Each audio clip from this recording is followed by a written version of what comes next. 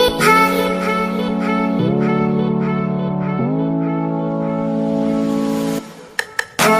saya hormati Menteri Dalam Negeri Bapak Muhammad Tito Karnavian, Menteri Agama Bapak Fahrul Razi, Menteri Kesehatan Bapak Terawan Agus Putranto, Kepala Badan Nasional Penanggulangan Bencana Bapak Doni Monardo, Deputi Bidang Koordinasi Pendidikan dan Agama Kemenko PMK Bapak Agus Sartono, Sekretaris Jenderal Kemendikbud Bapak Ainun Naim, Juru bicara Satgas Penanganan COVID-19 Profesor Wiku Adhisa Smito, dan Bapak Ibu yang saya hormati.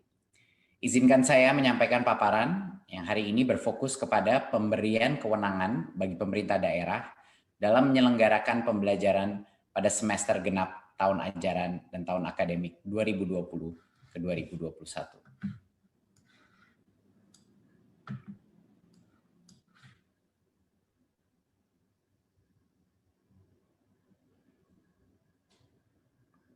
Mohon izin paparannya bisa ditunjukkan.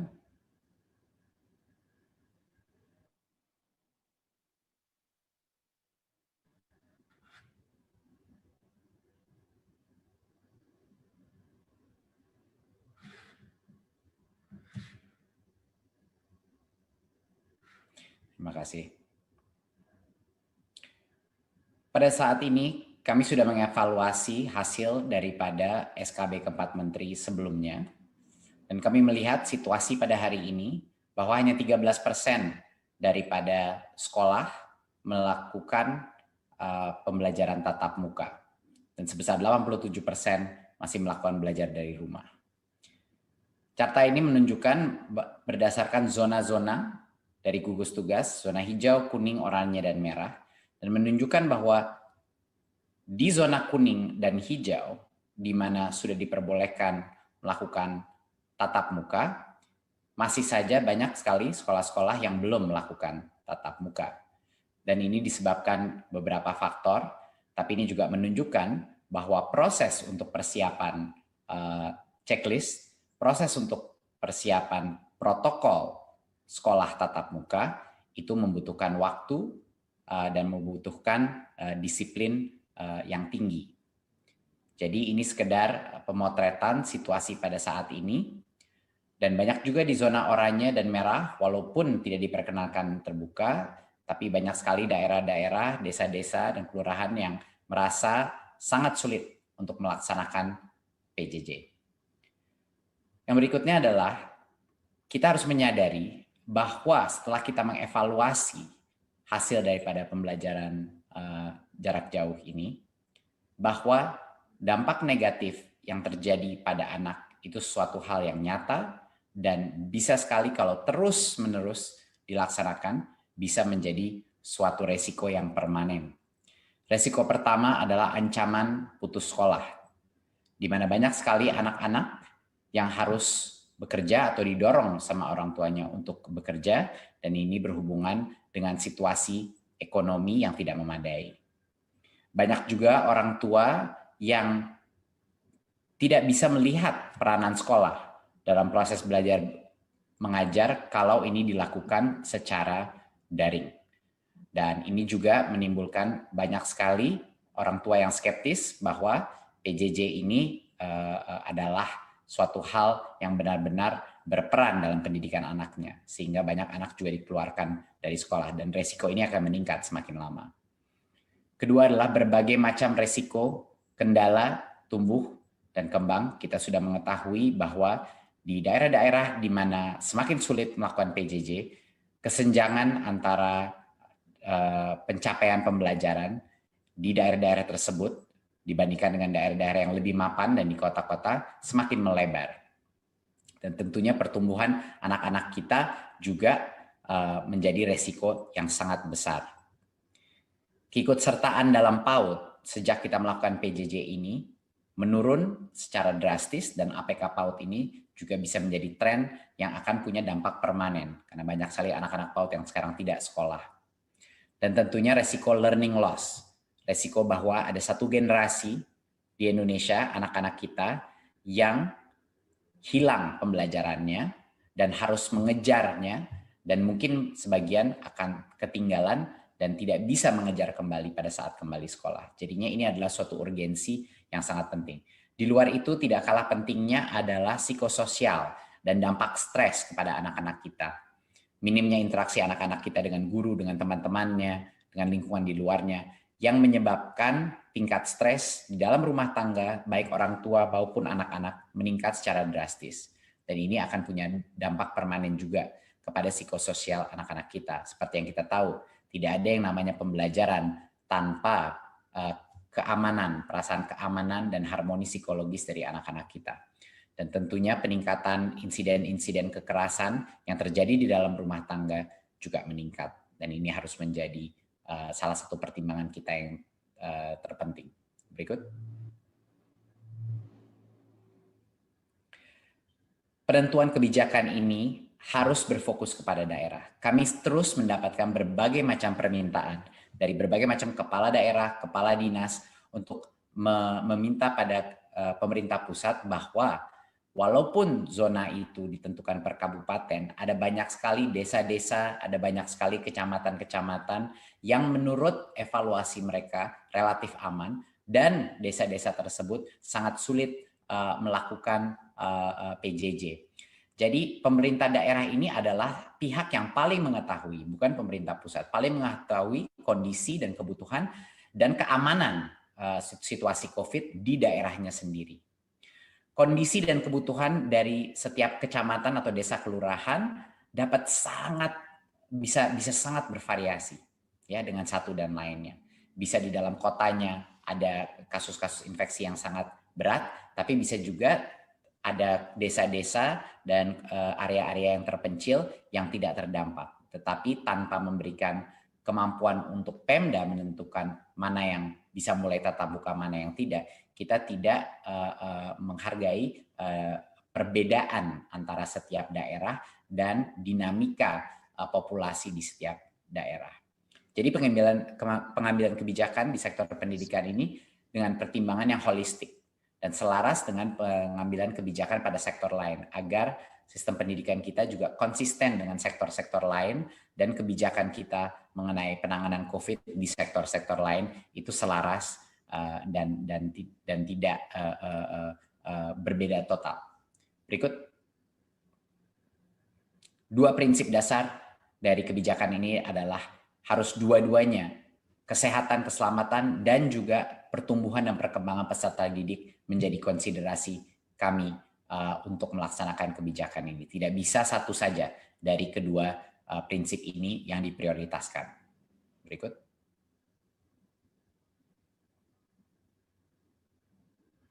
Ya.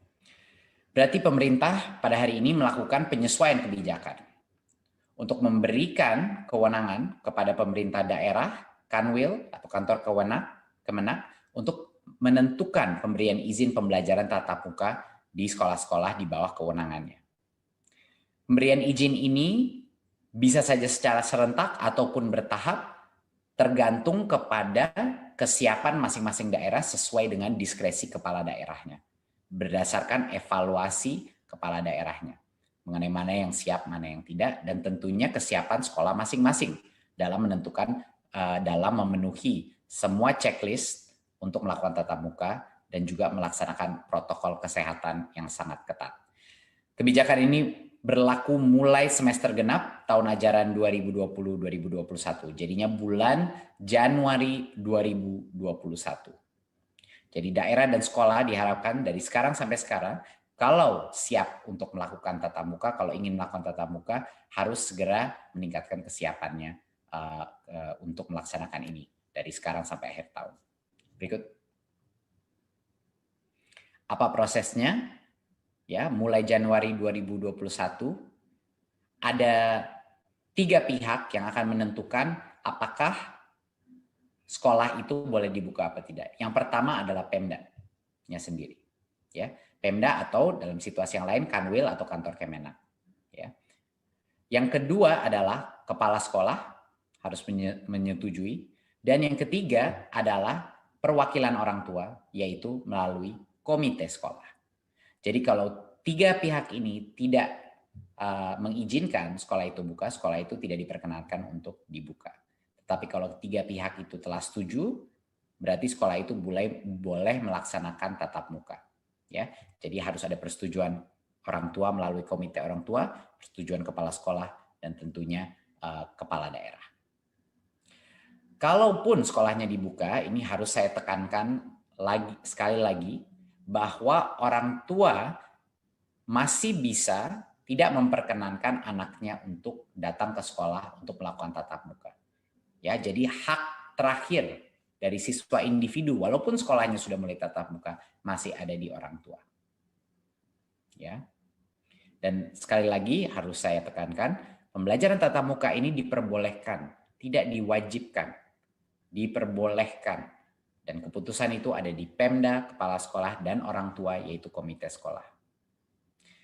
Perbedaan besar ini dari SKB sebelumnya adalah peta zonasi resiko dari Satgas COVID tidak lagi menentukan pemberian izin pembelajaran tatap muka, tapi Pemda yang akan menentukan, sehingga mereka bisa memilah daerah-daerah dengan cara yang lebih granular, lebih mendetail. Berikut. Ini adalah salah satu contoh untuk mengilustrasi bahwa bagi kepala daerah, mereka bisa melakukan pembukaan itu secara serentak atau secara bertahap. Jadi di kecamatan tertentu mungkin akan dibuka yang tahap pertama, tahap kedua, tapi ini adalah kewenangan daripada pemerintah daerah. Ya, tidak harus semuanya serentak, tidak harus bertahap kalau mau, ini adalah keputusan dari Pemda. Jadi fleksibilitas ini diberikan berdasarkan evaluasi Pemda terhadap tingkat keamanan kesehatan COVID di daerah-daerahnya masing-masing. Berikut. Ini sangat penting untuk Bapak-Bapak Kepala Dinas, Bapak Kepala Daerah, faktor yang perlu menjadi pertimbangan Pemda dalam pemberian izin. Yang jelas adalah tingkat risiko penyebaran COVID. Kedua, kesiapan fasilitas pelayanan kesehatan. Ketiga, kesiapan satuan pendidikannya pun, yang ada checklist tadi yang saya bilang. Dan akses terhadap sumber belajar atau kemudahan belajar dari rumah. Banyak sekali teman-teman kita, daerah-daerah, desa-desa kita yang sangat sulit melakukan PJJ, jadi mohon itu menjadi konsiderasi juga. Dan tentunya kondisi psikososial peserta didik, dan kebutuhan layanan pendidikan bagi anak dan orang tua walinya yang bekerja di luar rumah, yang harus bekerja di luar rumah dan tidak bisa mungkin menjaga dan membimbing anaknya. Ketersediaan transportasi, tempat tinggal warga satuan, dan mobilitas antara kabupaten, kota, kecamatan, dan tentunya kondisi geografis setiap daerah. Ini harus menjadi pertimbangan yang holistik, dan Pemda harus mengambil keputusan itu berdasarkan semua faktor-faktor ini, di mana yang mau tetap tatap muka, di mana mau yang dilanjutkan belajar dari rumah. Berikut. Ya, checklist yang saya sebut sebelum ini, ya, pembelajaran tatap muka di semua sekolah hanya diperbolehkan pada saat kita sudah memenuhi checklist ini, memenuhi daftar periksa ini. Checklist itu ada 6, sama seperti SKB yang sebelumnya. Yang satu adalah sanitasi dan kebersihan, yaitu toilet, sarana cuci tangan, dan disinfektan. 2 adalah akses kepada fasilitas pelayanan kesehatan. Ketiga adalah kesiapan menerapkan wajib masker. Keempat adalah termogan. Kelima, pemetaan warga satuan pendidikan harus mengetahui siapa yang memiliki komorbiditas dari guru-gurunya, murid-muridnya, dan yang tidak memiliki akses transportasi yang aman, dan tentunya riwayat perjalanan dari daerah dengan tingkat resiko COVID-19 yang tinggi. Dan yang keenam adalah tentunya persetujuan komite sekolah dan perwakilan orang tua wali. Tanpa persetujuan perwakilan orang tua, sekolah itu tidak diperkenankan untuk dibuka. Jadi ini adalah daftar periksa untuk memberikan kepastian bahwa sekolah itu boleh tatap muka kalau dia mau. Setelah itu, setelah diperbolehkan, kalau misalnya daftar periksa ini sudah terpenuhi, baru kita masuk dalam protokol yang baru. Jadinya pas tatap muka pun dilakukan, protokolnya bukan seperti masuk sekolah normal. Berikut.